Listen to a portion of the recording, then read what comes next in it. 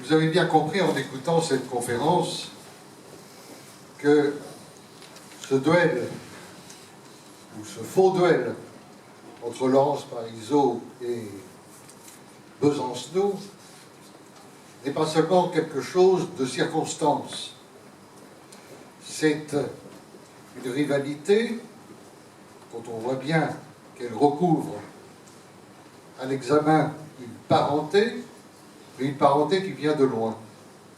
C'est-à-dire que ce même thème, on peut également le traiter du point de vue de l'histoire des idées.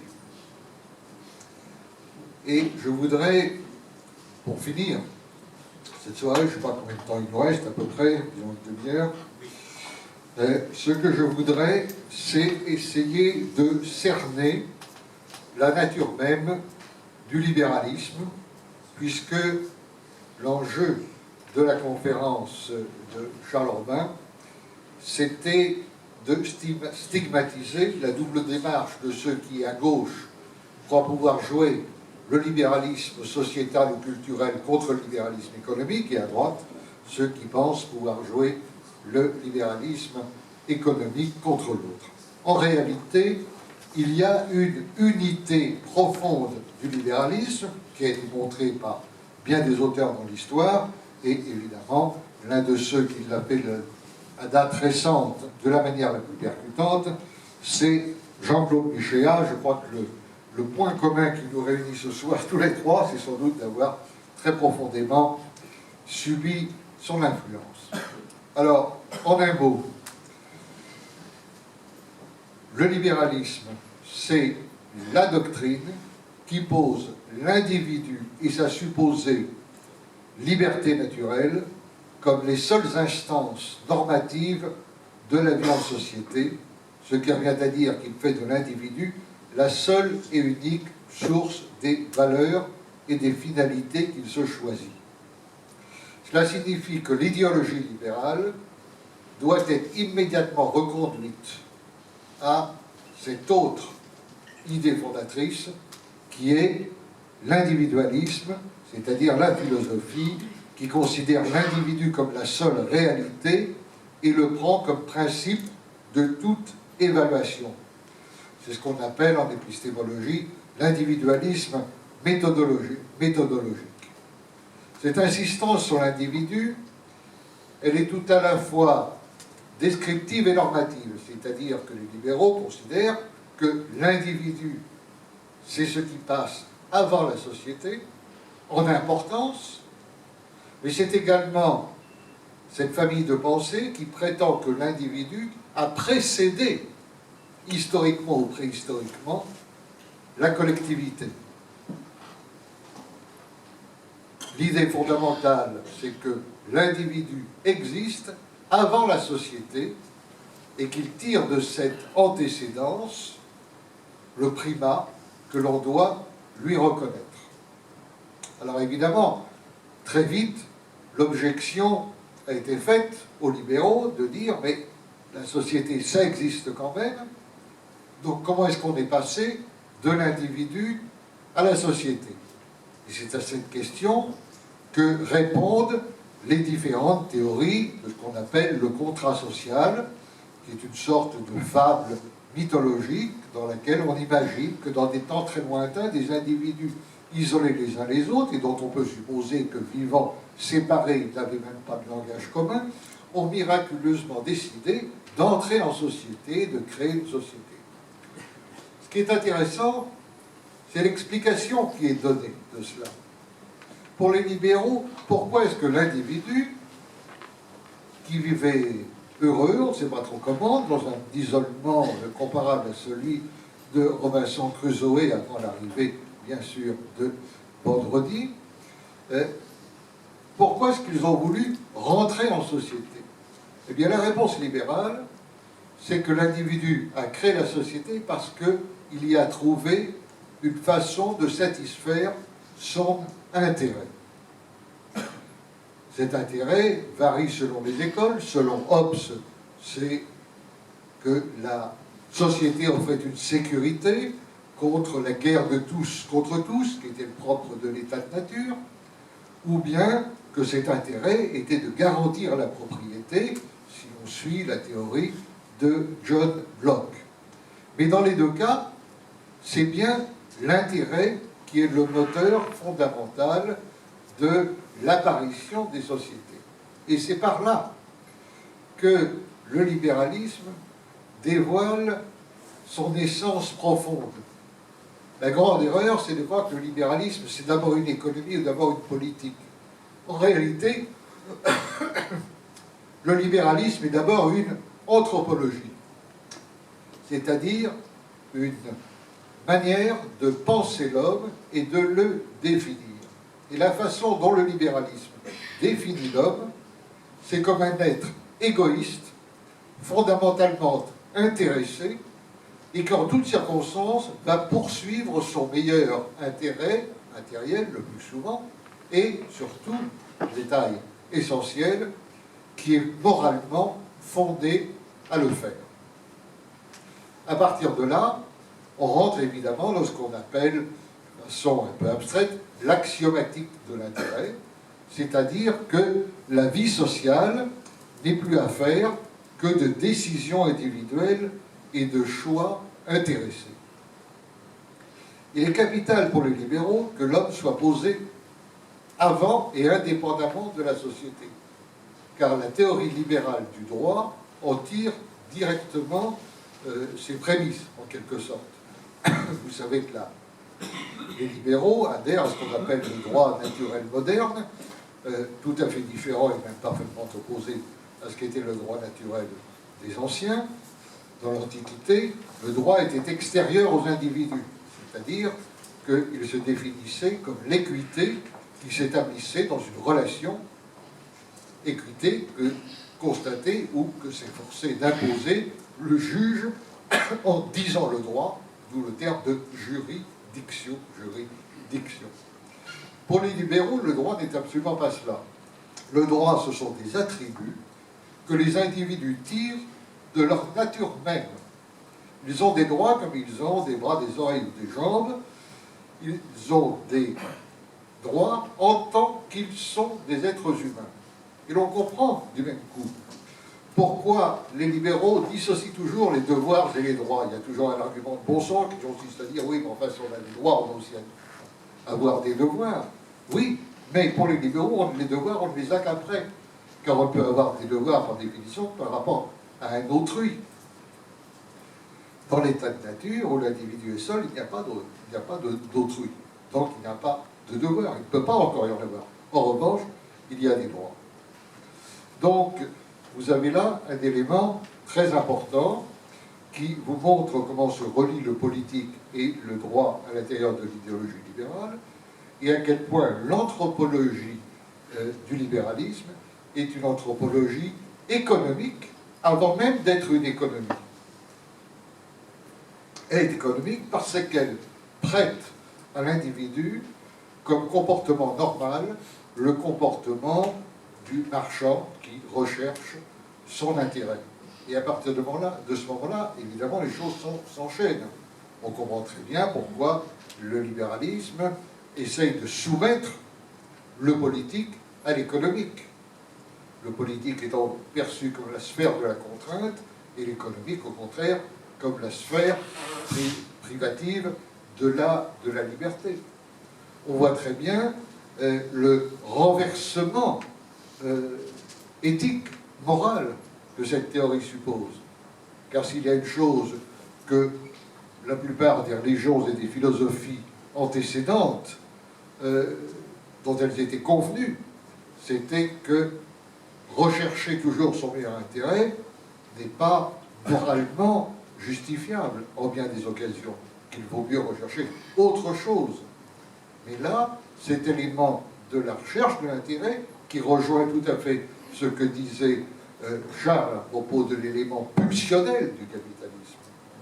Car la pulsion infantile, le comportement compulsif qualifie à la fois la psychologie de l'individu, celui qui veut toujours plus, mais également le système capitaliste, dont le régime, dont le slogan, je dirais, est précisément toujours plus. Cette tendance à l'illimitation, toujours plus de marché, toujours plus de profit, toujours plus de valeur de marchande, toujours plus de valeur d'échange au détriment de la valeur d'usage, etc. Toutes ces choses que Marx avait d'ailleurs parfaitement décrites, hein, lorsqu'il évoque ce que, après lui, Georg Lukács appellera la réification des rapports sociaux, c'est-à-dire la transformation progressive des rapports humains en rapport aux choses, qui finit que par aboutir à ce que les hommes eux-mêmes deviennent des choses et se considèrent comme des choses. Toutes ces choses-là sont intrinsèquement liées. Je parlais à l'instant de révolution morale, et en effet, c'en est une, car ce que nous disent au fond les libéraux lorsqu'ils développent cette image anthropologique de l'homme, c'est que ce que l'on tenait autrefois pour des défauts, il faut désormais les considérer comme des qualités. Et c'est ce que, au XVIIIe siècle, Bernard de Mandeville, dans sa célèbre Fable des abeilles, développe avec l'idée de vice privé vertu publique, c'est en adoptant des comportements individuels égoïstes, eh bien, que nous profiterons à l'ensemble de la société. C'est une idée qu'on retrouve également chez Adam Smith, dans un passage fameux où il dit que, en cherchant à réaliser le maximum de bénéfices, l'homme contribue au bonheur de tous, idée également que Popper, le fameux Popper dont parlait David tout à l'heure, exalte dans la même perspective d'ailleurs que Hayek.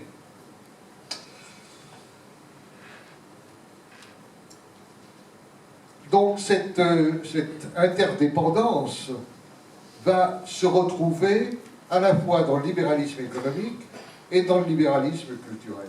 Dans les deux cas, sous couvert de ce que les uns appellent l'intérêt, sous couvert de ce que les autres préfèrent appeler principe de plaisir, de jouissance. Rappelez-vous ce slogan de mai 68, il faut jouir sans entrave. C'était dans mai 68, c'était des gauchistes qui l'écrivaient. Est-ce qu'il y a slogan plus libéral que jouissons sans entrave, ou bien il est interdit d'interdire, ou sous les pavés la plage? On l'a d'ailleurs eu, d'ailleurs ils l'ont fait, maintenant on n'a pas les plages. Donc vous voyez très bien comment les choses se sont combinées. Et dans les deux cas, le point commun, c'est le refus de ce que l'Antiquité exaltait sous le terme de mesure. Pour les Grecs anciens, le contraire de la mesure, c'était la démesure, l'hybris. Avec le libéralisme, c'est tout l'inverse, c'est la démesure qui devient la règle.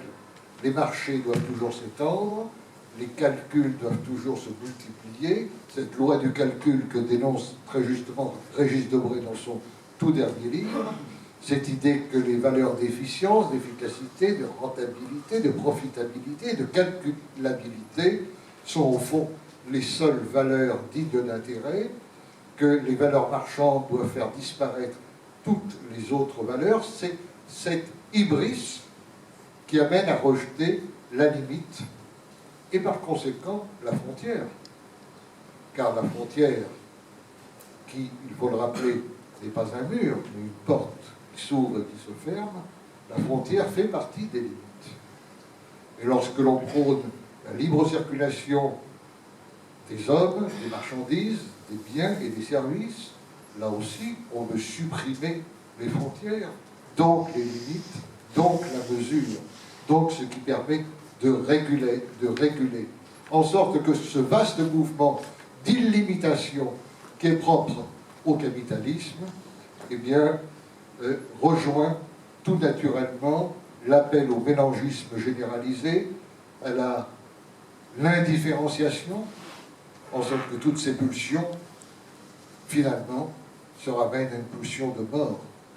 Car c'est bien une pulsion de mort que de vouloir supprimer tout ce qui différencie, tout ce qui personnalise, tout ce qui permet aux gens d'être dotés d'une pensée critique, de ne pas être intégralement manipulables grâce à la fabrique de crétins ou à l'enseignement de l'ignorance dont parlait Nietzsche. Ce refus de frontières, on le trouve là aussi chez Adam Smith dans un passage très célèbre et que je ne résiste pas au plaisir de citer, puisque c'est le principe même du libre-échangisme.